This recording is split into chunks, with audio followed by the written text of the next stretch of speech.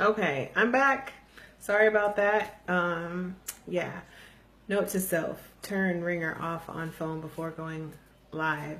So, as I was saying, we're talking about the book When God Winks, and I was sharing with you before we got cut off about how Oprah came to play the part of Sophia in the movie The Color Purple, and it was one of those things where Oprah wasn't Oprah. I was sharing this place. Oprah wasn't Oprah as we know her today. She was still just a local talk show host in Chicago. Nobody really knew her. Steven Spielberg, massive director and producer, is making a movie out of one of her favorite books. And so she's just like, she said she'd always felt like, I need to be in this. Like, if there's ever a movie, I like, I'm Sophia. I know I'm Sophia. Like, she'd always felt that she's Sophia.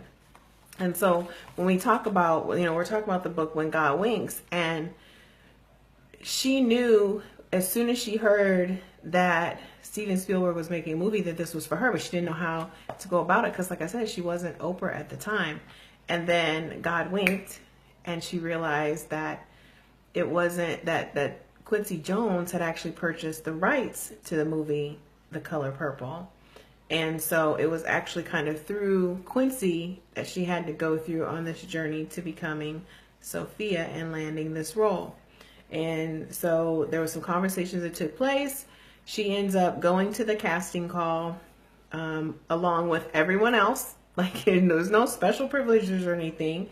She goes to the casting call. After the casting call, she doesn't hear anything for months. She doesn't hear anything for months. And so she's just like, oh my gosh, like, I just really want this role. That's all she can think about. She's kind of consumed with, am I going to get this role? And so she decides, well, maybe if I lose some weight, because, if any of us who've ever dealt with weight problems, like, we think that whenever anything doesn't work, it's because we need to lose weight. And that doesn't have anything to do with it. In fact, she went to a retreat to try and work out and lose some weight, and gets a call from Steven Spielberg's office that's offering her to come to Los Angeles for a final meeting or casting call or whatever. So, and she's told, if you lose a pound, you might lose the role. Do not lose any weight. Because she was exactly what Sophia needed to be. She was so representative of that character. So she, goes out there. Long story short, she ends up landing the role. And after the movie was released, the release of the movie coincided, God Winks Again, coincided with her sending her talk show into national production, national syndication, whatever you call it.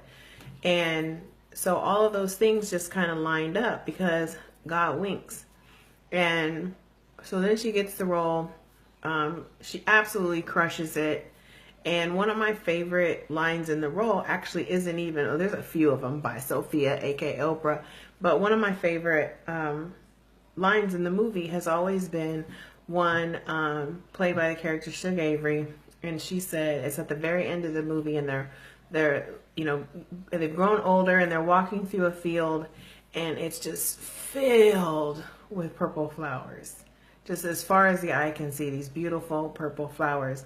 And Shug Avery looks at Sophia and she says, you know what? I think when you walk by the color purple in nature and don't notice, it pisses God off.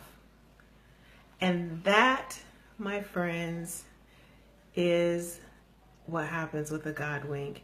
Like, he gives you everything you need. He sends you the winks, and we just don't pay attention. And we walk by these beautiful opportunities, these amazing experiences, without so much as a second glance or a thought.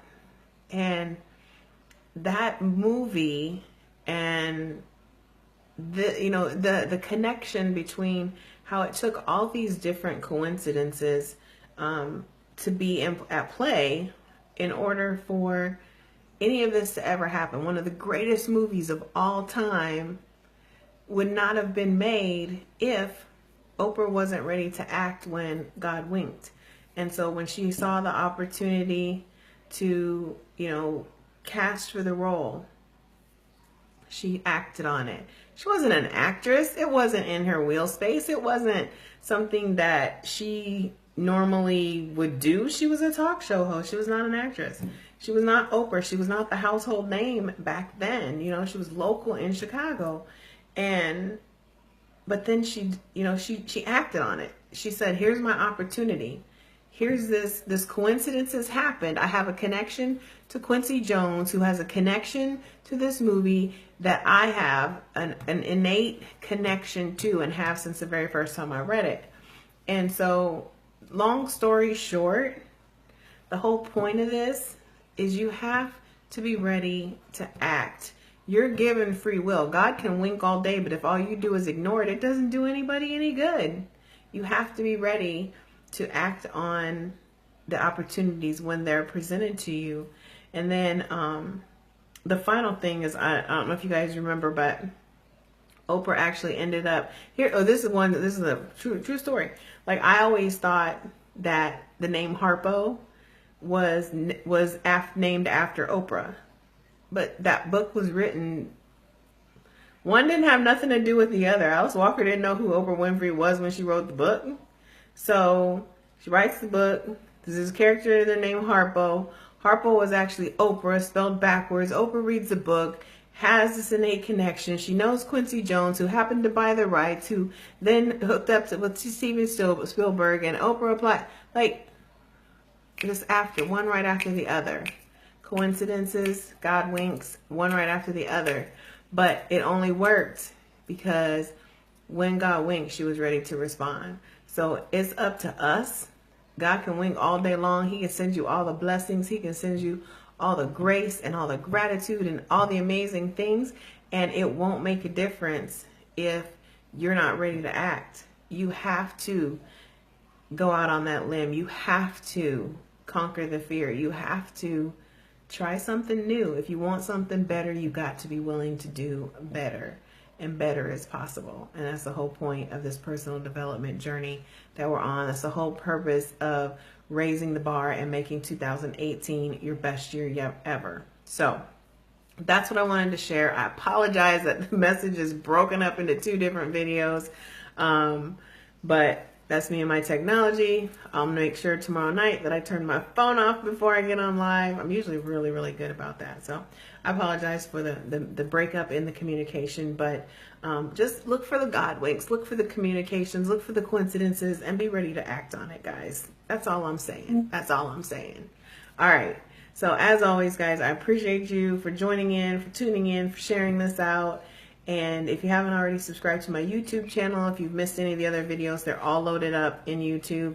So you can feel free to just go out there and watch away. We're on week 6. So in the meantime and in between time, guys, thanks for living life on Mars, and we'll talk soon.